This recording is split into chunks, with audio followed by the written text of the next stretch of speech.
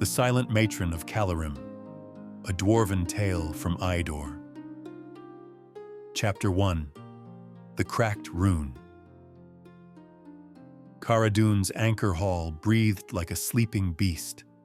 Emberglass veins ran through the walls, orange one heartbeat, dim the next, as if the mountain itself remembered how to glow. The seventh anchor, a slab of rune-cut crystal big as a gate, flickered. Its light guttered to a coal. Somewhere below, stone groaned. "Hold, old heart, hold with me," Dagna whispered. She laid a palm to the rune lines. Her other hand hovered inches above the crystal, fingers shaping a chord she could feel in her teeth. The pitch was wrong, too cold. She drew breath and let a low, steady note roll from her chest. The tone vibrated through her bones. The seventh anchor warmed, lines brightening as if drinking her breath.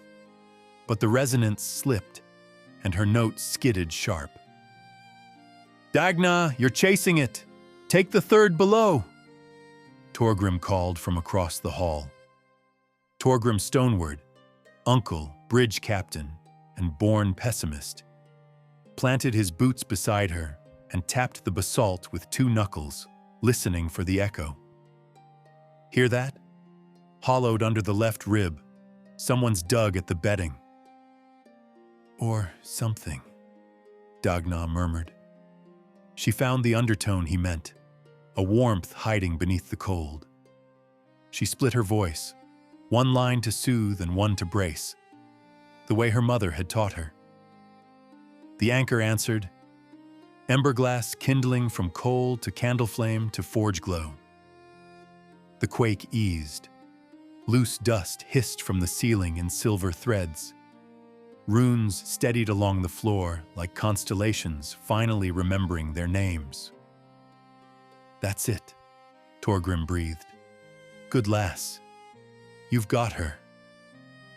"She's not steady," Dagna said. "Feel this vibration. It's off the old pattern. The seventh is wrong." She drew a small chisel from her belt, levered a fingernail's worth of crystal from a darkened corner of the anchor, and held it to the light. "Rot in the rune grain," she said softly. "Not age. Etched." "Sabotage," Torgrim said.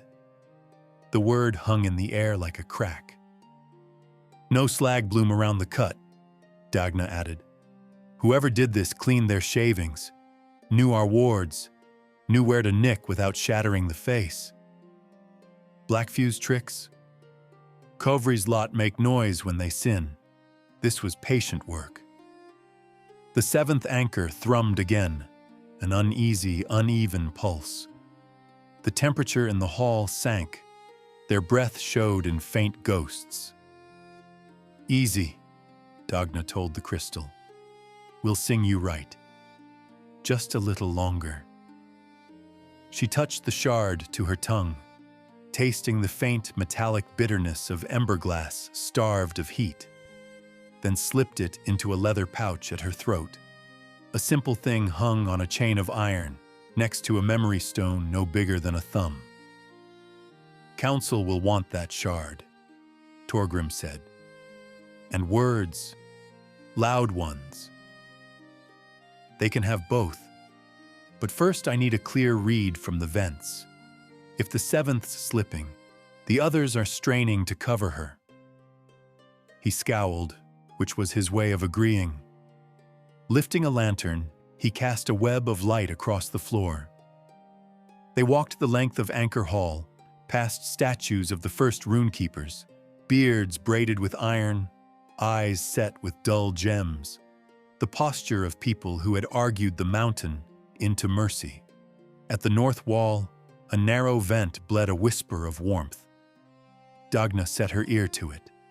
Deep, deep below, something shifted and sighed, like a bellows too long idle taking a first reluctant drink of air. "Veshra," she breathed. "Don't name it in the open hall," Torgrim warned, softer now. If the anchors fail, Dagna said, we won't need names. We'll have fire. They stood listening.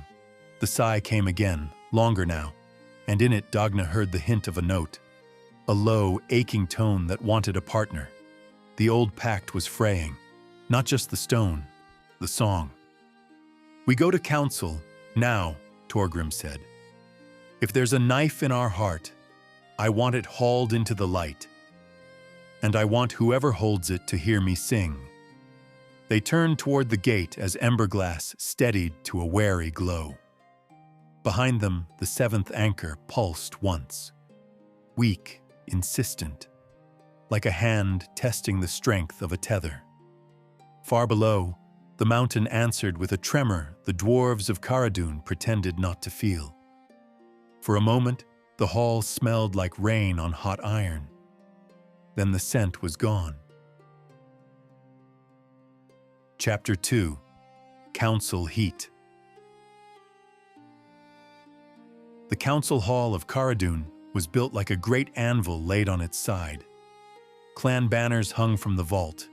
Stoneward gray, emberglass copper, black fuse soot black, deep brew amber, glimmerpick rope blue. The forges beneath kept a steady warmth through the floor. But today the room felt colder than the tunnels outside. Torgrim set the iron lantern on the long table. Dagna placed the tiny shard beside it. Light bled through the crystal like a coal seen through ash. That came off the seventh anchor, Torgrim said. We held it together, but the song was sliding. Murmurs rolled around the hall. Runekeeper Emberglass leaned in until his beard brushed the tabletop. Rot in the grain? Not rot, Dagna said. A cut. No slag bloom, no chip scatter. Someone etched the rune line and cleaned after. Across from her, Kovri Blackfuse smiled as if humoring a clever child. He was neat where most dwarves were rugged. Trimmed beard bound with brass, sleeves spotless. Or the crystal fissured on its own, and a frightened niece wants it to mean conspiracy. Anchors age. If we'd stop worshipping them and modernize the heat draw. Modernize? Torgrim grunted. You mean your siphon? Kovri rested a hand on a leather case at his side, the sort artificers used for rolled blueprints. Pressure engine, he corrected. A safer, smarter way to harvest what lies below. Tube the breath, meter the output, double the forge capacity. You would put a pipe to a heart, Dagna said. Before the reply could sharpen, a human voice carried from the doorway. Forgive the interruption, the hall said urgent on the summons. A woman stepped in, travel's stiff cloak shedding droplets of melting sleet. Her hair was braided like rope, and a trader's tally stick hung at her belt. I'm Imlayan Varys of Pinewake. Most call me Ivy. Some of the council shifted, unused to humans in their chamber. The deep brew matron stood to pour steaming cups. You came through the North Pass in this weather? Because we need you, Ivy said simply. 3 ships lost this month. The storms don't quit, and the grain we had put by has molded. If your forges go dim, the coast goes dark. We can't afford it. Neither can you. Dagna studied the newcomer. Ivy's voice was steady, but her hands betrayed cold and worry. Pinewake's lanterns are fed by our steel and glass, Dagna said. They won't go dim if we can keep the pact. Kovri's smile thinned. There is no pact with a volcano. There are physics. Heat moves. We capture it. Enough hymns. I can have the engine seated by week's end. And if you wake the worm wrong, it will be this hall that melts first, Torgrim said. A hush settled. Even Kovri did not like that word loose in the air. Dagna touched the shard. When my mother taught me stone song, she said the anchors aren't locks, they're promises. We keep one side, the mountain keeps the other. The seventh is cracked and the tune is drifting. We need a renewal at the head, where the wind carves the crown. Let me climb to Skyheart Spire and sing the pattern back into true. Runekeeper Emberglass rubbed his jaw. Wind and ice up there, and the Glimmerway bridges are taut as harp strings after last winter. Strings hold if you don't cut them, Torgrim said pointedly. Across the table, Kovri opened his case. He unrolled a slick of oiled canvas to reveal precise drawings, a vent collar with interlocking teeth, a piston housing, gauges marked in neat runes. You want lullabies? I am offering a machine that will stabilize our future. We clamp the collar to the primary vent and lesson over. And if your clamp bites too deep? The deep brew matron asked. What then, Black Fuse? Do we brew a new mountain? Ivy stepped closer to the table, palms open. I'm an outsider, so consider this a fool's opinion. The coast doesn't care how you make the heat, only that you don't break yourselves doing it. Kovri's engine might work. It might also make a small problem into a large one very quickly. Dagna's climb buys you time to think without gambling the whole city. The hall breathed again. The word time had a way of soothing dwarves almost as well as beer. The Stoneward chief cleared his throat. To the point. We vote. Option 1, we seat the Black Fuse contraption now. Option 2, we send a singing party to the Spire to attempt a renewal. If the song holds, we revisit the engine with calmer heads. Kovri's eyes flicked to the shard, then to Dagna. For an instant, she thought she read puzzlement there. Something like, when did you learn to split your voice so well? But the moment passed, and his expression smoothed. Stoneward votes for the Spire, the chief said. Hands followed. Emberglass, Deep Brew, Glimmerpick. Black Fuse alone raised the soot-black token for the engine. 4-1, the chief finished. The climb carries. Kovri bowed, polite to the point of insult. Then let the record show I tried to bring you forward. When your hymns fail, my door will be open. We won't knock, Torgrim muttered. The council turned to practicalities. Ropes and pitons, a small escort of Glimmerpick climbers, weather signs to watch. Dagna would lead. Torgrim insisted on coming, and no one bothered to argue. The climb must begin at dawn 2 days hence, when the wind was often at its weakest and the ice held like glass. Ivy lingered as the hall emptied. If you don't mind a pair of human eyes, I'd like to go with you. Torgrim frowned. Steep ladders and narrow ledges, traitor. I've got good feet, Ivy said, and Pinewake has a stake in this too. Besides, sometimes it helps to have someone along who sees things you've stopped seeing. Dagna thought of the seventh anchor's unsteady pulse, how even she had nearly missed the undertone Torgrim heard. She also thought of the quiet confidence in Ivy's gaze, a harbor light in rough weather. All right, she said. But if the wind takes you, I can't promise to sing it back. I'm hard to shake, Ivy said, smiling. Ask the dockmasters. Kovri was last to leave.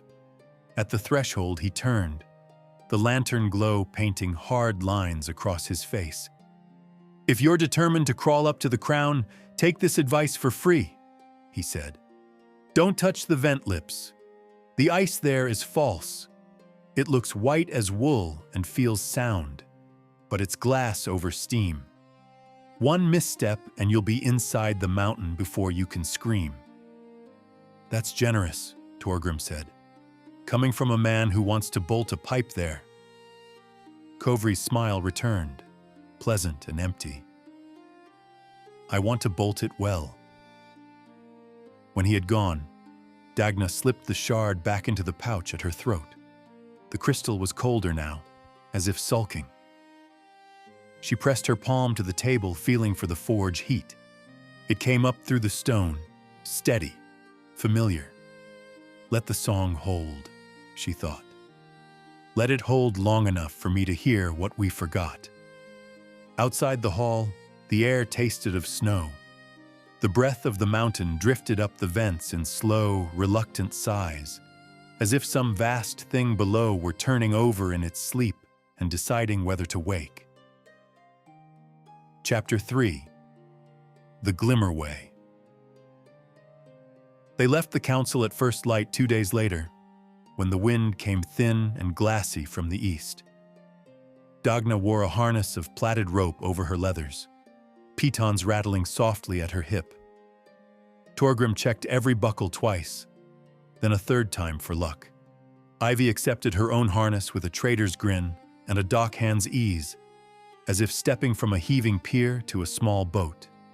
The Glimmerway opened beyond Frost Latch Gate like a jaw, a cavern that dropped out of sight. The bridges did not span it so much as lace it, bands of rope and iron pinned to opposing walls, sagging a little under their own age. Far below, an orange hint of emberglass shone through rock the way sunrise leaks under a door. Skeld Glimmerpick, lean and compact as a coiled rope, led the escort of 3 climbers. He tested the first bridge with his heel, listening. "She'll hold," he said, "if you don't sing her to pieces."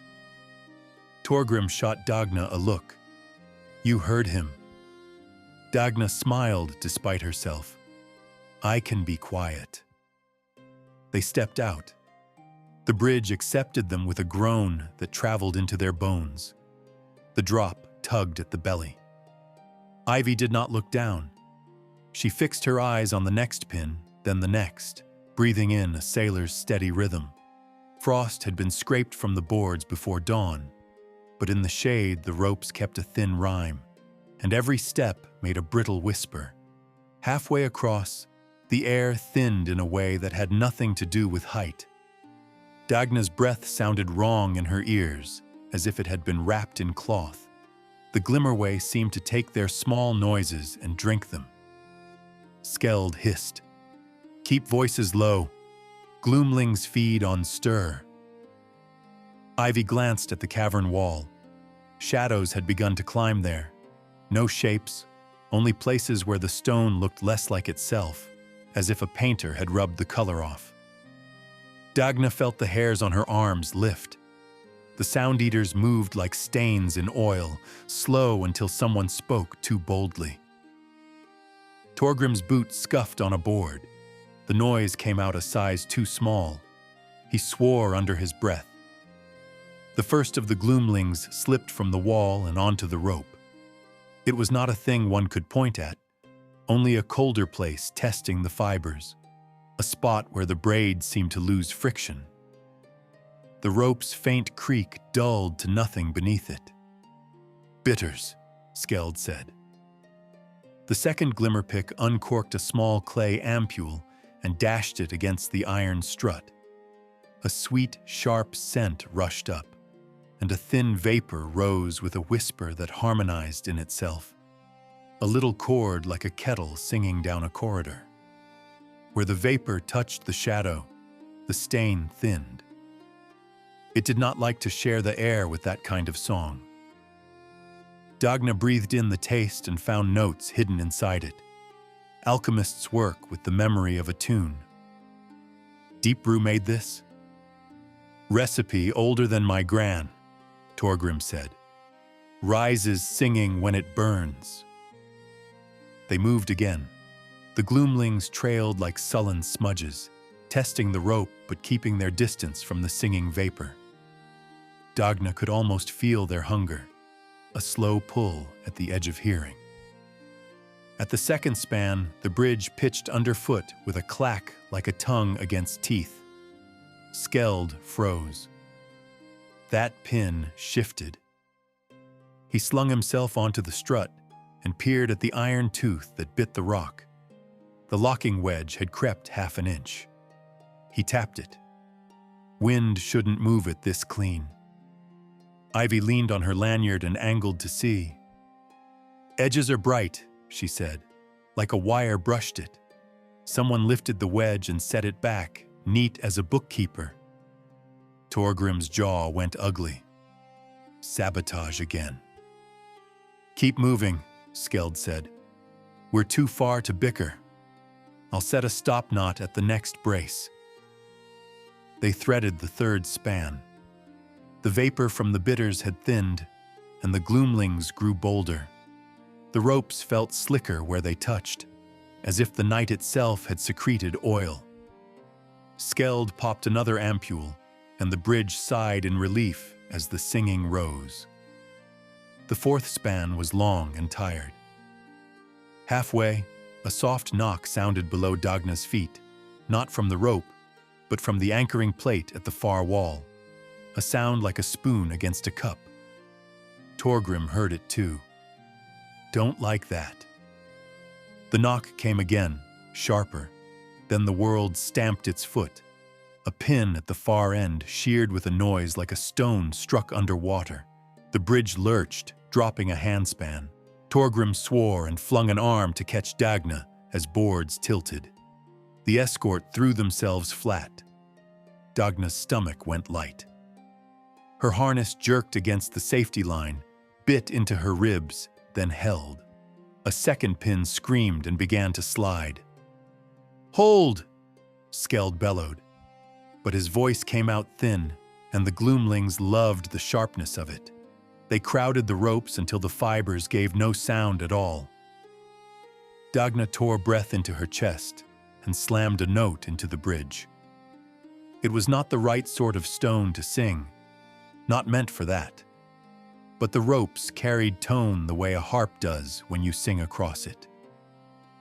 She pitched low, then lower until the span hummed under them, until she could feel the braid twist tighter to make the chord. Her teeth rattled. The wooden slats jittered and found a steadier rest. "Hold it," Torgrim said. His voice was soft now, almost a prayer. Just another moment. Ivy had not gone flat with the others.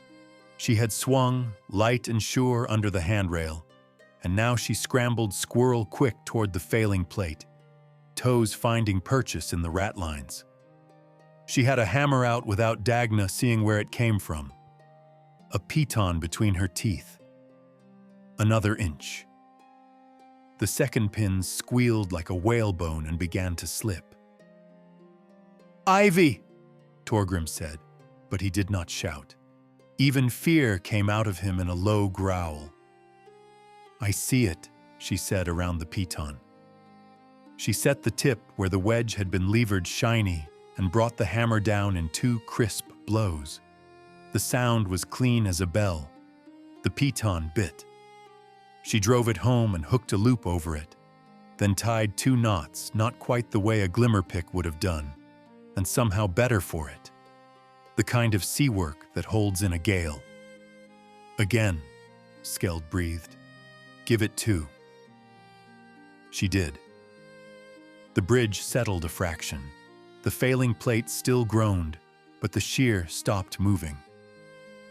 Dagna eased the note up half a tone, feeling for the place where the rope would keep itself.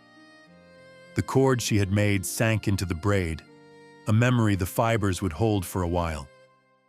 Her throat burned. When the hum could stand alone, she let it. Silence came back like a held breath let go. The gloomlings peeled away from the rope, disliking the hammer's bright report more than anything else. They sank into the rock with offended slowness, the way oil disappears into old wood. Skeld crawled to Ivy and checked the tie with his fingertips, the quick, sure touches of a man whose life has depended on knots since childhood. He nodded once. "Wouldn't have done it like that, but I'd trusted over my way in a storm." Ivy grinned, breath still fast. "I come from storms." Torgrim reached her and clapped her shoulder. "If you tell me you're just a traitor again, I'll laugh myself off this bridge." "Traitor," Ivy said. "Among other mistakes." They moved carefully to the far plate. The broken pin lay on the ledge like a tooth knocked out of a jaw. Its neck was too clean. Dagna looked at the bright metal of the break and felt the old, cold anger she had first tasted in Anchor Hall. "Someone cut a notch to start the shear," she said, then left it to wait for the right gust. Skeld spat neatly into the abyss. "That's not luck. That's someone walking these ropes at night." Torgrim looked up along the run of the bridges to where a slice of pale day showed like a coin jammed in the cavern's roof. "We keep moving. Whoever wants us down here won't like us reaching the crown." They crossed the last span with the careful speed of people who know that haste is a different way to fall. The landing beyond felt like a miracle, a square of honest stone with an iron ring set into it, a place where boots could be flat and a breath could be the size it ought to be. Dagna leaned her forehead against the rock and let the chill take the heat from her skin. The bridge behind them hummed a little still, the note she had pressed into it clinging like frost. Ivy stood beside her, looking up at a slit of sky. "How much higher is the spire?" Ivy asked. "Far enough that my knees will tell me about it for a week," Torgrim said. "Close enough that we should taste fresh wind before we hate each other." Dagna drew the pouch from her throat and touched the shard inside. It felt warmer than it had in the hall, but the warmth was an argument, not a comfort. "Up," she said. "Before the weather remembers we are here." They began to climb again, through a series of narrow stairs cut into the rock, past old tool marks where some ancestor had coaxed ledges from stubborn stone. The air sharpened. Somewhere above, the mountain's crown gathered the wind and shaped it into a steady song. Behind them, down in the dark, something sighed, displeased to be denied its meal. Chapter 4. Memory, Stone, and Doubt. They made camp in a windhole just below the crown, a pocket of rock where the cliff folded in on itself and let the weather run past like a river skimming a stone. The sky beyond was a pale coin pressed flat against the opening. A slow snow fell and did not quite land, turning in the updraft and drifting away again. Skeld's climbers set a small shielded flame and brewed something dark that smelled of bark and honey. Torgrim checked their ropes for the 4th time, then gave up and sat where he could put his back to the wall. Ivy rubbed warmth into her hands and leaned near the opening to watch the world turn gray. Dagna unhooked the leather pouch from her throat. The shard from the 7th anchor lay within, the size of a thumbnail and the color of a coal that had forgotten it was a fire. Next to it, pressed warm from skin, was her mother's memory stone. She turned the small crystal in her palm. It looked like nothing special, just a bit of clear stuff webbed with faint threads that caught the light when she moved it. She cupped it and breathed across it, the way one breathes on glass before etching a name with a fingertip. A soft tone woke in the stone, and then her mother's voice, so close she could have believed the woman sat beside her, spoke in a half-song, half-saying, "When the heat is thin and the note runs cold, take the line below, not the one you're told. Anchor by ear, not by eye, my bright one. A hearth is a promise you keep, not a chain you've won." The stone carried a hint of laugh there, a little catch of pride. Then the sound thinned to the hum that meant the memory was spent for now. Not gone, only resting. Ivy had turned from the opening without asking. "Your mother?" "My first teacher," Dagna said, "and the last good argument I ever lost." Torgrim huffed. "You never lose an argument. You only postpone the victory until the other fellow gives up. I lost the one about whether I should go above the crown before I had 3 good winters in me," Dagna said. "She said the wind up there would take the names out of my head. I said names could be fetched back if sung right. We compromised. She took me halfway and made me promise to stay where the mountain was still a room and not the sky with edges." Ivy smiled. "And here you are, at the sky's edge."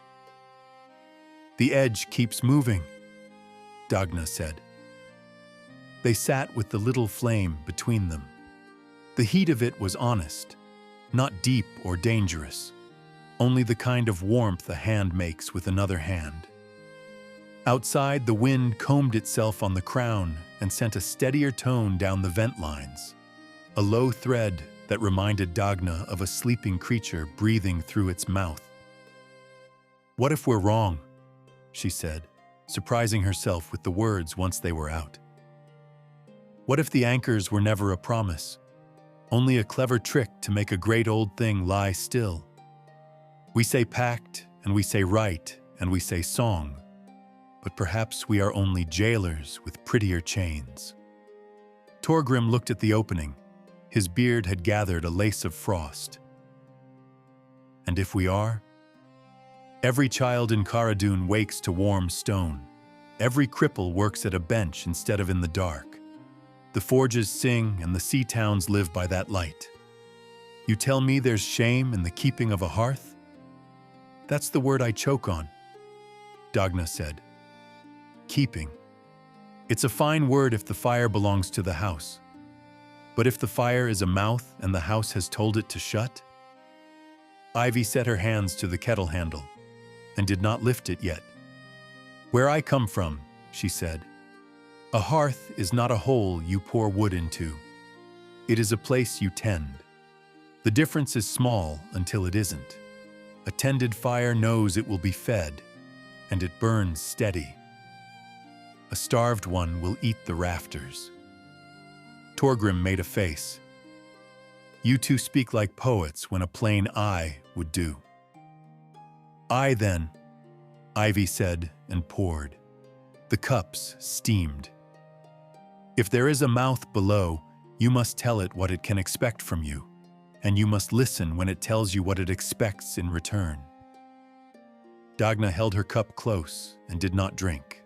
The steam smelled of bark and a bitter edge that would keep a person honest about the cold. "The old words say the rite was 7 verses, she said. "We sing 3 now, maybe 4 at a wedding, if the family is stubborn and the beer is kind. I have seen the old carvings. There were more marks than we keep, more rests between them. Who pared them down? When? Why?" Torgrim shrugged. "Because work loves a shorter road. Because a verse left out still did the job often enough that no one bothered to remember what it did when it was present." "Until the day it mattered," Ivy said softly. Skeld drifted near, cup in hand. "You're not wrong. My gran said the bridges used to be tuned once upon a time. The old captains would sing a line into the rope on first thaw so it would remember how to hold. We say knots are enough now. Often they are. But I've felt a span hum right under my boots and take a better set than it had any right to." Dagna rubbed her thumb along the memory stone. The threads inside caught and lost the small flame's light. "If I could ask her," she said, meaning her mother, "she would tell me to make a bargain I can keep. Not a hero's oath. Something that can be fed in lean years." She thought of the 7th anchor's weak, insistent pulse, the way her note had slipped, the cold taste of emberglass starved of heat. If there is a voice below, it has been listening to us shorten our promises for a long time. Ivy sipped and made a face at the bark's bite. So don't promise long. Promise clear. And promise with what is yours to give, Torgrim said. His eyes were on the opening, but his voice was with her. Not with what belongs to all of us unless all of us have agreed. Say what you can give the mountain from Dagna, not from Kharradûn. Then if the mountain likes the sound of it, we can make it a city's vow by daylight. Dagna breathed through her nose and let the air sting. Promise clear. Promise with what is yours. The wind outside braided itself with the vent's low tone until she could almost hear words in it. Not words in the common tongue, but the sense of words. The shape of a listening. She put the memory stone back in its pouch, beside the shard that had come off the seventh. The two clicked against each other like teeth. When we stand at the crown, she said, I'll sing what I know. If the sound comes back wrong, I will ask. And if it answers, I will not pretend I didn't hear. Torgrim snorted. You're going to talk to it like it's a neighbor. I'm going to talk to it like it's a hearth that has been left to burn down to a sulk, Dagna said. If it is only heat and pressure and vents, then I'll be a fool in the wind for a moment and no harm done. If it is more, then be sure you keep your fingers, Torgrim said, but there was no bite in it. I would miss you, voice or no voice. Ivy set her cup down and rose. We should move before we like this pocket too much and decide to live here forever. Skeld stamped out the little flame. The smoke it made was a tidy thread that ran upward and then sideways as the wind took it, showing them which cleft would be less cruel to climb. They rigged again, checked buckles, tugged knots. Torgrim took the lead this time, because he trusted the way his own fear shaped his pace. As they filed out, Dagna laid her palm to the rock beside the opening. It was cold where the wind licked it, and warmer where the stone kept its own counsel. She whispered a single note into it. Not a command, only a greeting. The way one hums when entering a friend's kitchen by the back door. The rock held the sound a heartbeat longer than it should have, or perhaps that was only the wish to hear it do so. Either way, the tone stayed with her as they stepped into the whiteness and turned their faces toward the crown. Chapter 5. Skyheart Spire. The crown of Kallurim rose like a broken ring against a white sky. Wind combed it until the stone shone, and every edge wore a rime that looked soft as wool and felt hard as glass. Steam feathered from narrow vents and vanished, so thin you only saw it when it chose a darker patch of air. They came up the last stair bent into the wind and found a terrace hammered flat by old hands. A circle of anchoring plates ringed a central vent as wide as a wagon. The vent lips were pale, smooth, treacherous, ice laid thin over breath. Dagna felt heat on her teeth even through the cold. Torgrim hooked a line to the nearest plate and tested the bite. No one gets nearer the vent than a long arm and a good knot, he said. I'd rather be called a coward than a cinder. Skeld's climbers spread out to check the plates. Ivy squinted into the steam. Listen. The vent didn't roar. It sang, low, steady, like a drumhead someone stroked instead of struck. The tone set Dagna's ribs humming. Under it was a fretful tremor, the sound a tether might make if a hand far below had begun to tug. She dropped to one knee and laid her palm to the stone. We're in time, she said. Barely. A bell-bright voice cut across the wind. In time to watch a miracle you didn't ask for. Kovri Blackfuse stepped from behind a rocky shoulder with two apprentices in soot-stiff coats. They carried a long case between them. Kovri's beard was tucked away in a brass clip, as if he didn't intend to let the wind do anything but admire him. Torgrim's hand went to his hammer. "You were told to keep your toys on the ground." "This isn't a toy," Kovri said lightly. "It's a future." He snapped the case open. Inside, nested in oiled felt, lay a ring collar of black metal toothed like a gear, a piston housing, and lengths of flexible pipe banded with runes. Gauges winked like small suns. "Help me seat the collar, and we'll double your forge capacity before sundown." "Don't touch the vent lips," Ivy said. Kovri tipped his head, amused. Sensible advice, which is why the collar clamps to the stone, not the ice. "You should not be here," Dagna said. "The seventh anchor is cracked. The tune is drifting. If you bite into the vent now, you'll pull on a line that's already failing." "Failing because you refuse to update it," Kovri said. His apprentices were already hauling the collar toward the vent. He gestured with 2 fingers, and they set its teeth to a point where the stone was thick and clean. "Stand back. When the seal catches, you'll feel it." Skeld muttered, "We're not helping him wreck a mountain," but even he had his eyes on the neat mechanism, the way a person can't help watching a blade fall to see if it's truly sharp. Torgrim planted himself between the collar and the vent. "You put that on, and you'll finish what started in Anchor Hall." "And if I don't put it on," Kovri said, "your city starves by degrees. Which is nobler, Captain, to die quietly or to live boldly?"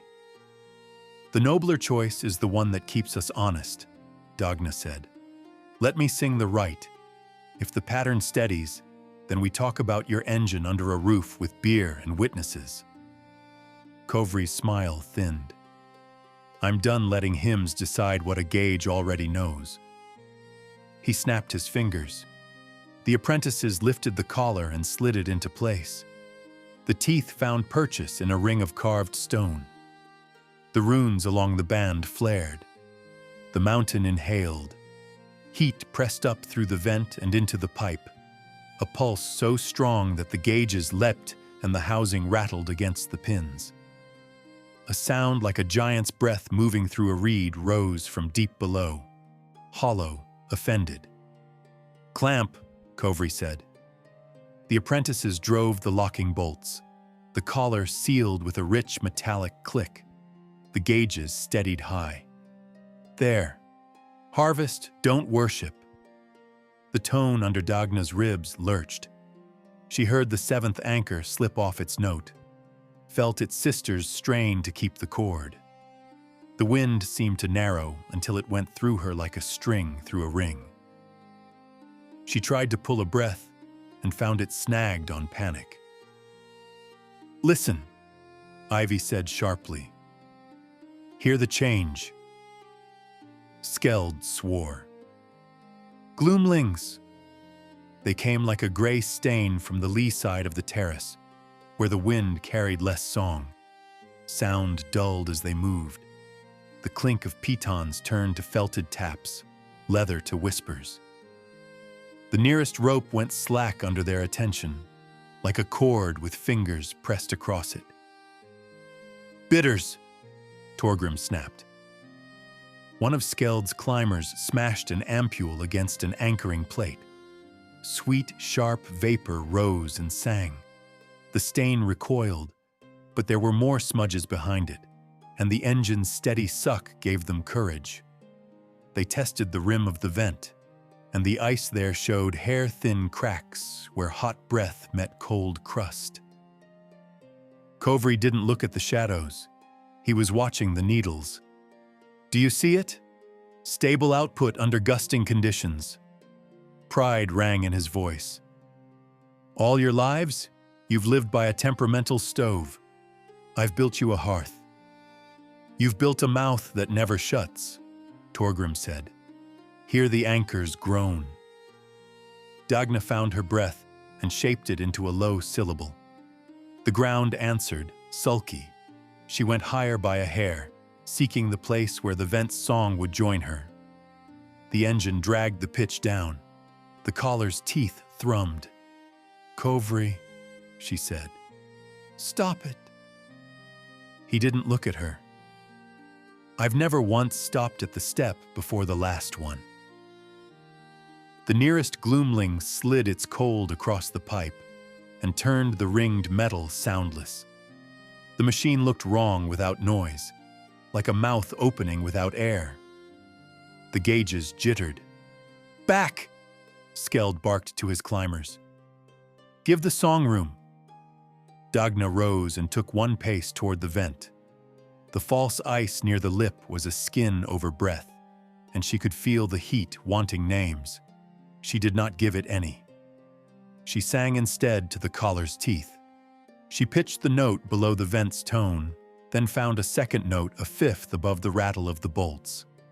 She braided them until the collar itself began to sing against its will, the way a glass will sing if you circle it long enough with a wet finger. The apprentices clapped hands to their ears. Kovri's smile cracked. "Don't," he said. "You'll fracture."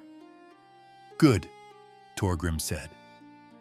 The ring's runes brightened as if embarrassed. The overtones thickened until the collar's song wasn't the machine's anymore. Dagna held both notes as steady as a bridge held by two ropes, and then, with a breath taken from the bottom of her fear, she nudged them together. Metal screamed. The locking bolts spat glitter. The collar sprang an inch from the stone and shuddered. A gauge burst like a popped fruit, scattering glass. Steam roared up, and the pipe kicked like a startled horse. The gloomlings broke, sliding back from the sudden noise. Skeld's climbers whooped without sound, and then remembered to keep their voices low. Kovri staggered and caught himself, eyes bright with something that was not surrender. "You fool," he said softly. "You'll unmoor it." Dagna stopped singing. The world didn't. Far below, the mountain answered in its own register. One long, indrawn note that was not breath so much as thought. The terrace quivered. The carved ring where the collar had bitten showed a black crack that ran like ink away from the vent, then split into smaller lines like the veins of a leaf. The seventh anchor slid another inch off true. Dagna felt it as a wrongness in her jaw. The other anchors strained to make a net. "Ropes!" Torgrim shouted, but he kept it to a growl. "Tie to something that isn't thinking about falling." Kovri's apprentices scrambled to haul the engine back into its case. One slipped on a sheet of glassy ice and went to a knee hard. Ivy caught his collar and wrenched him upright before the crack under his boot could learn his weight. "False ice," she said through her teeth. "You warned us about it yourself." Kovri looked at her as if trying to decide which team she belonged to. Wind peeled the expression from his face. Dagna stood very still. The vent's tone had changed. It wasn't the steady low she'd heard below the crown. It had acquired an edge, a keen like a knife laid against a whetstone for the first slide. She knew the old words for asking. She knew the rests between them where an answer could be invited, not demanded. "Let me try," she said to Torgrim. Not because she wanted permission, but because it helped to say it to someone who loved her. He nodded once. She stepped close enough that the heat lifted the hair on her arms and sang into the ring of carved stone, not to the vent, not to the engine, not even to the crack, but to the place where all of it became one word: near. She sang the first verse of the anchor right as her mother's memory stone had held it. The wind made a second voice without meaning to. The mountain listened. For a breath, the pitch steadied. The crack stopped traveling. The anchors below hummed in relief that was almost happiness. Then something shifted deep, offended at the bite that had marked it. The terrace jumped. The false ice gave up its pretense and went to glass without strength. Stone under Dagna's left foot sagged as if it had remembered, too late, that it was not a floor, but a crust. "Back!" Torgrim reached for her. The crust broke. The vent breathed in. Dagna felt herself go light, then weightless, then not there at all as the mountain took her the way a throat takes water. The circle of sky narrowed to a coin, to a nailhead, to nothing. The last thing she heard was Ivy's voice, small and furious against the wind. "Hold the line!" And then there was only heat, and a long, distant note she had always known and never truly heard, calling her down. Chapter 6. The Heart Chamber. She fell through steam and red glow, and then not falling at all.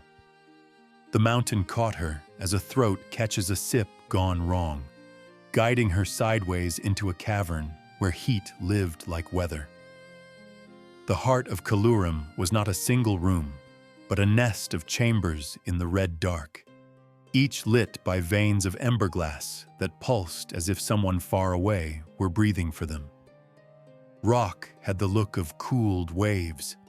A pool of slow fire lay in the center, more light than liquid, its surface rising and falling as if it dreamed. "Dagna," said a voice that was not a voice. It came from the warmth on her skin, from the tremor under her boots, from the air that tried to be her breath. Singer, chain tender, nail counter. Why do you come as falling stone? She stood very still and let the heat dry the melt from her hair. "Because the line is slipping," she said. "Because we have been lazy with promises." The heat gathered itself. From the glow, a shape suggested itself. Not a dragon with wings and hoard, but the idea of a vast creature coiled around its own patience. Where a head might be, the air shimmered. An eye opened there, a lens of gold with a black seam that widened and thinned as a thought does. "You bound me," said the warmth. "You fed me songs and took my breath. Then you shortened your songs and took more breath. I learned your tune. You forgot mine." Dagna unclipped the pouch from her throat. She held up the shard from the seventh anchor and the little memory stone beside it. "We called it a pact. We let it become a habit." She swallowed. "I came to remake it." The eye did not blink. The pool rose, fell. "With what?" "With what is mine to give," she said, hearing Ivy and Torgrim in her mouth. "And with a promise I can keep even in lean winters." Heat's attention sharpened. "Say it." "The anchors are not locks," Dagna said. "They're bridges. Let us stop leeching and start carrying. We will set a note in the runes that is not theft, but joining, a continuous tone. We will sing to you each day. Work song through forges, lullaby through pipes. So you are fed by us as we are warmed by you. In return, you will keep your breath steady and spare us the tantrums of a starved fire. Who sings the first unbroken note? The seam in the eye narrowed to something cruel. Who holds it when the snow is hungry and the beer is thin and the children cry at the door? "I do," Dagna said. The words tasted like iron and rightness.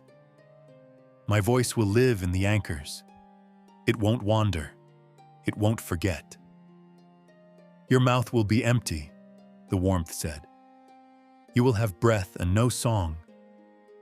"I will have a city's song," she said. "That's better than mine alone." For a while, the only sound was the soft, contented huff of the pool rising and falling. Far above, she felt the spire's ring complain, then quiet, as if listening too. "Price is given." the heat said at last. Law is set. Runes woke along the chamber walls, not carved but revealed. The old lines the first runekeepers had sung into the bones of the mountain. They formed a circle around the pool and another beneath her boots. The emberglass veins brightened until the room had no shadows. The eye lowered until it was a mirror of gold in front of her. Sing, the mountain said. She drew the deepest breath she had ever taken and let the first verse out, the one her mother's stone had kept. It went into the rock like a nail into true grain. She followed with the second, guessed the rest between them, found where the rests had once been, and put them back, left room for answers. Her throat burned, her ears filled with her own blood. The chamber sang back. When she reached the place where a voice must be given, she did not push. She let go. The note left her and did not return. Something scraped across her throat from the inside. A sting, a heat. She tasted copper and snow. The runes on the floor leapt, and the anchors far above, 7 of them, one cracked, all listening, caught the tone and made it a circle that would not drop. Dagna tried to say, there, and found the word left her lips as breath only. No sound. The sorrow of it was clean and large, like honest pain after a long ache. The eye widened, pleased or merely done. Shared breath, the mountain said. Fed and feeding. I will keep the heat even if you keep the song. Dagna nodded. The pool lowered itself by a hand and went on breathing. The veins in the wall throbbed like a city's pulse. Far up the vent, she could feel the collar's broken ring cooling, the false ice refreezing into something humble. The rock under her boots sloped. Not a trap, a path. An old slide, stone polished by generations of cautious feet, opened like a rolled carpet. She touched the pouch at her throat, memory stone warm, shard warmer, and stepped onto the path. The mountain carried her as gently as a father carries a sleeping child, down and sideways through its lit bones, until the glow thinned to orange, and then to the good dark of deep halls. She came out into a low vault she knew by smell alone. Oil, iron, basalt, and there were boots running, and a lantern, and Torgrim's shape filling the world. He stopped an arm's length away, as if afraid touching her would break something that had been delicately mended. "Are you hurt?" he asked. His voice was a rasp she loved. "Say something." She smiled and breathed a single warm breath onto his palm. He closed his eyes as if that were the best sound he had ever heard. Ivy shouldered in beside him, hair pasted to her forehead, cheeks raw with cold and anger. "You vanished," she said, harsh with relief. Then the whole mountain decided it could breathe like a person again. "Did you ask it nicely?" Dagna touched her own throat and shook her head. She drew a small circle in the air with a forefinger, then placed her palm flat over her heart. "Later," Ivy said softly. "We'll make later long enough." The vents above them sighed, even, steady.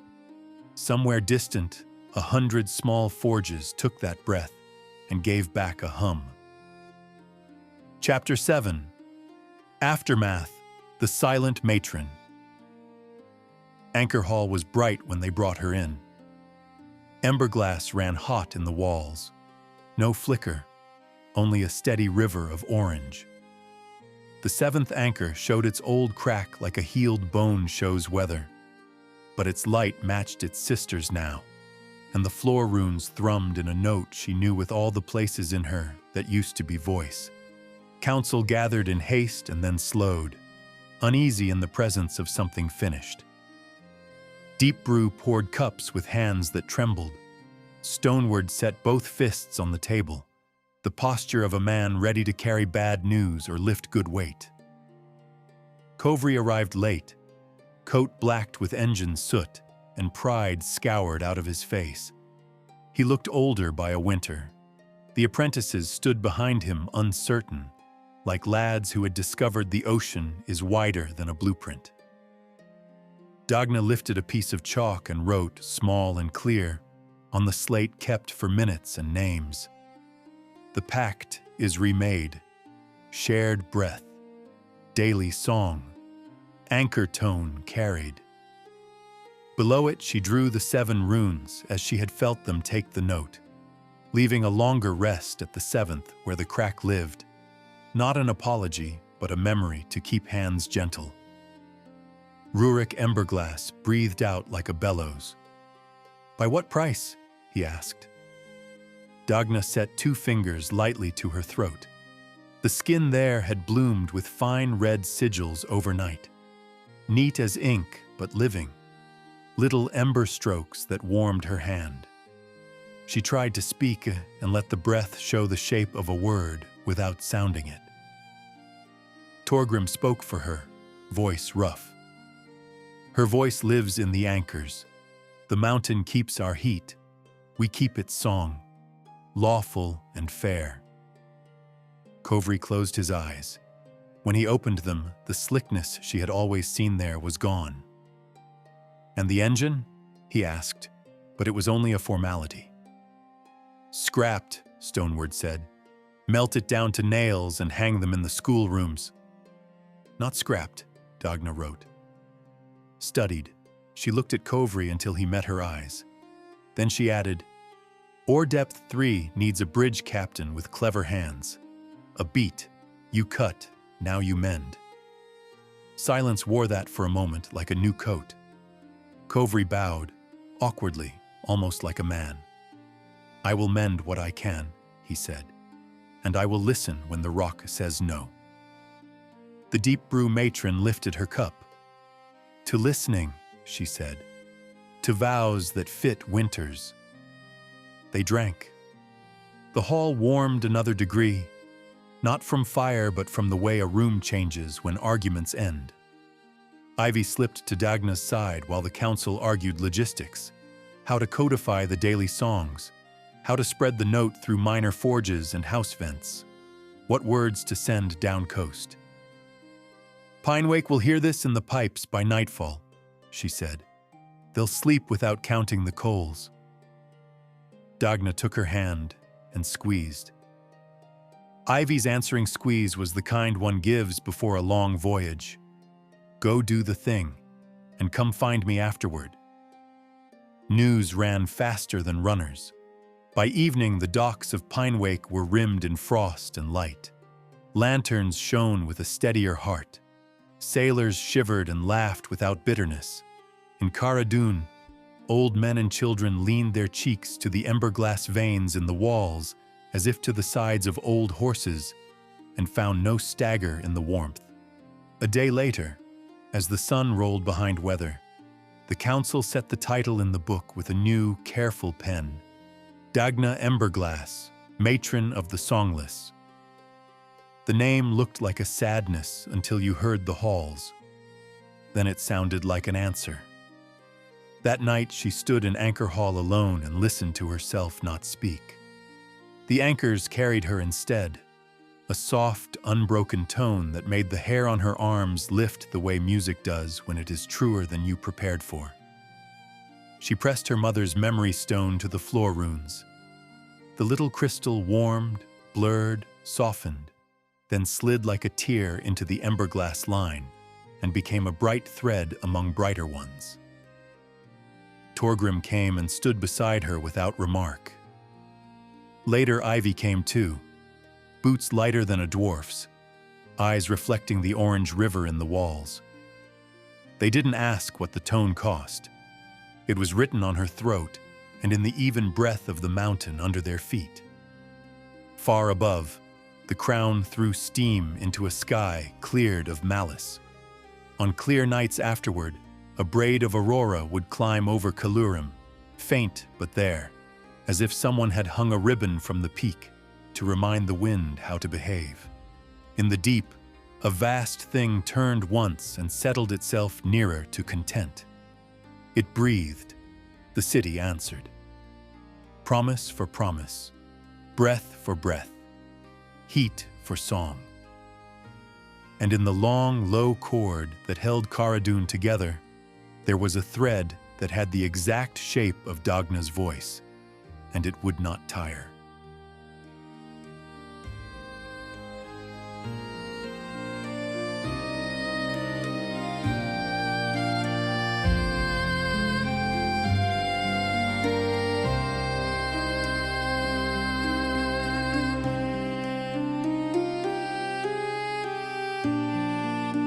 Thank you for listening.